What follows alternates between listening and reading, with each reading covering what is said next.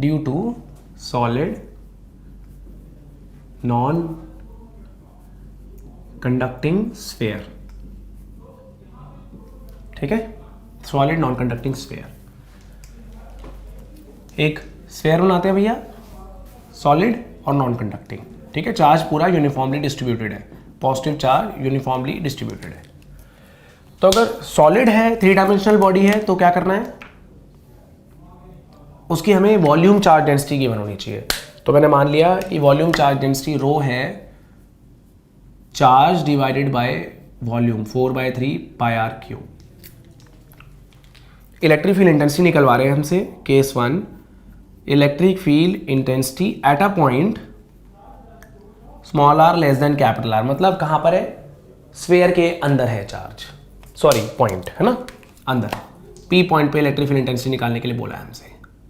तो मैंने एक गॉसियन सरफेस बनाया पी पॉइंट से पास करता हुआ। जिस पॉइंट पे भी आपको इलेक्ट्रिक फील्ड इंटेंसिटी निकालनी है, आप उस पॉइंट से पास करता हुआ किसी भी शेप का गॉसियन सरफेस बना सकते हैं। स्फेयर के लिए स्फेयर बनाना कन्वीनियंट है। इस पे छोटा सा पोर्शन मैंने ds कट किया, ds एरिया वेक्टर बनाया, ds के मैग्नीट्यूड को n कैप से मल्टीप्लाई करके, छोटा सा एरिया है ये।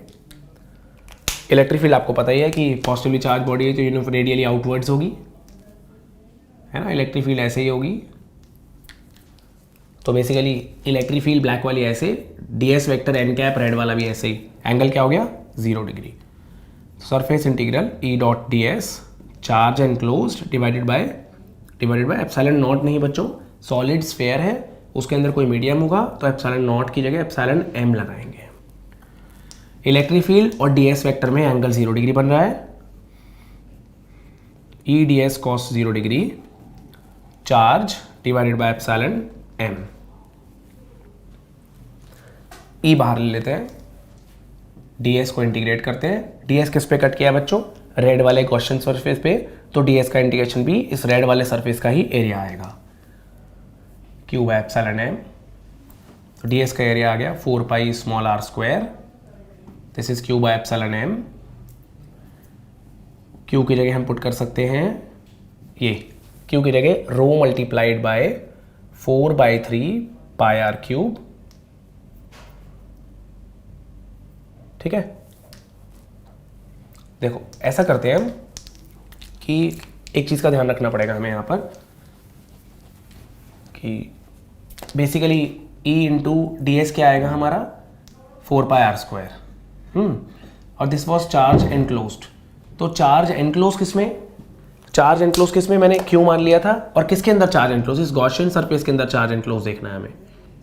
तो गॉसियन सरफेस के अंदर चार्ज एनक्लोज कितना आएगा, देखो अंदर कितनी वॉल्यूम है, अंदर कितनी वॉल्यूम है, multiplied by the volume charge density 4/3 pi r cube multiplied by charge density कितनी है, that is rho divided by epsilon m। तो E multiplied by 4 pi r square equals to 4/3 pi r cube. अब rho की value हम put कर लेते हैं, वो बेटर रहेगा ये ऐसे ड्राइव करना। तो दिस इज या छोड़ो आप सिंपल पहले निकाल लेते हैं। दिस इज हेयर 4 से 4 कैंसिल कर लेते हैं, पाई से पाई कैंसिल कर लेते हैं, r स्क्वायर से r। This comes out to be rho r/3 epsilon m। थोड़ा इजी लगेगा ऐसे रायत करना, क्यू की टर्म्स में इट विल बी लेंदी। रो r/3 एप्सिलॉन m, मतलब इलेक्ट्रिक फील्ड इनसाइड जो है वो डायरेक्टली प्रोपोर्शनल आई स्मॉल r के, अंदर जो इलेक्ट्रिक फील्ड आई है वो स्मॉल r के डायरेक्टली प्रोपोर्शनल आई है। ठीक है ना,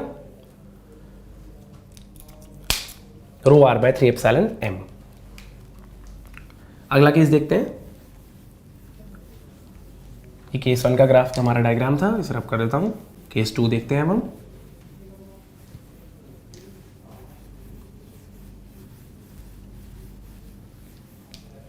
case 2, electric field intensity at a point जो स्फेयर के बाहर हो, पॉइंट बाहर है स्फेयर के। तो देखो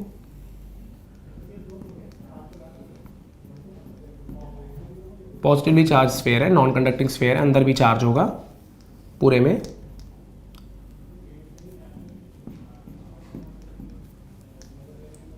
इसकी वजह से इलेक्ट्रिक फील्ड लाइन जैसे निकल रही होंगी हर डायरेक्शन में, इसकी रेडियस है कैपिटल आर। हमसे बोला है इन्होंने इलेक्ट्रिक फील्ड इंटेंसिटी निकालो एक बाहर के पॉइंट पे, तो मैंने उस पॉइंट से पास करता हुआ एक आर्बिट्ररी शेप का या स्फेरिकल शेप का गॉसियन सरफेस बनाया। स्फेरिकल शेप का गॉसियन सरफेस है ये।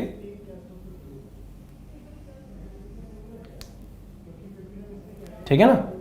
इस पे हमने छोटा सा एरिया कट किया, ds vector, ds multiplied by n cap.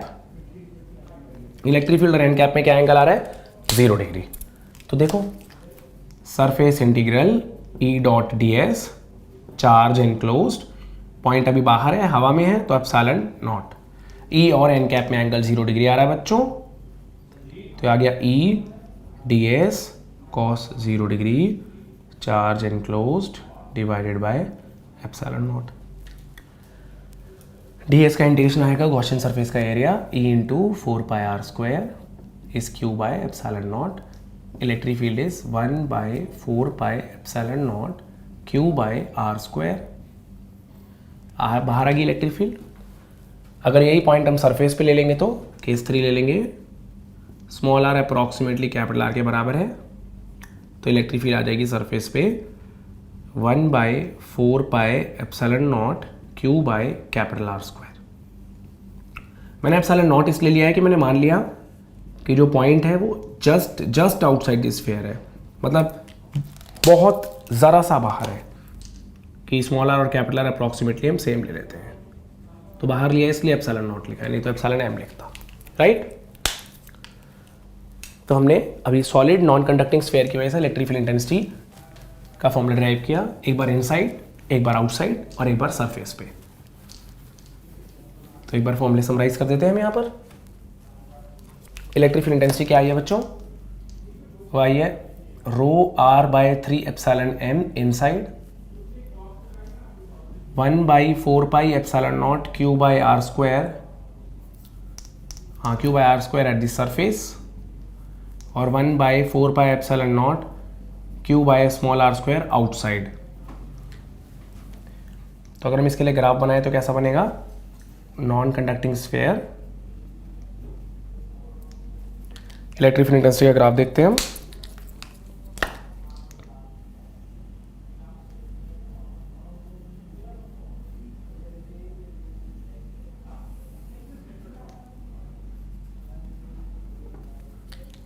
हम जैसे जैसे सेंटर से दूर जाएंगे वैसे वैसे इलेक्ट्रिक फील्ड इंटेंसिटी बढ़ रही होगी, directly proportional to small r है, सरफेस पे आके मैक्सिमम और फिर 1/r² से वेरी कर रही होगी।